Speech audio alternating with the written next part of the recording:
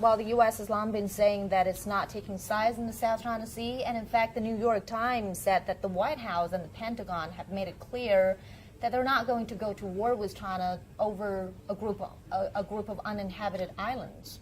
So do you really think that there will be war over the South China Sea, or does the U.S. really want to go to war with China?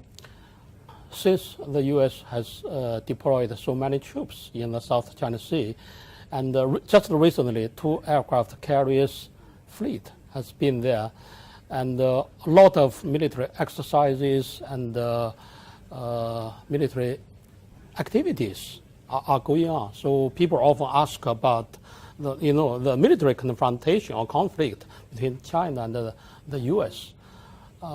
Although the crisis management is on the agenda, but I don't think there will be a war between China and the United States, simply just because a war with China is not in the interests of the United States. China-U.S. relationship is not something like that of the relationship between the United States and the Soviet Union during the Cold War.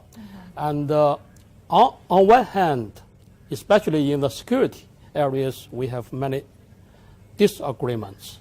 But on the other hand, we have economic interdependence and also very strong, very close people-to-people contact or people-to-people relationship. And each 16 or 17 minutes, there will be a flight between the 2 countries.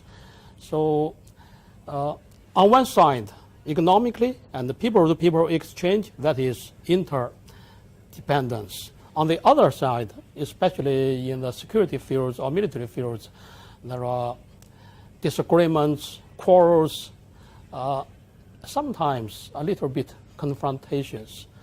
But I think both China and the United States can manage it. And the U.S. President and the Secretary of State and the Secretary of Defense, all of them repeated many times. And the U.S.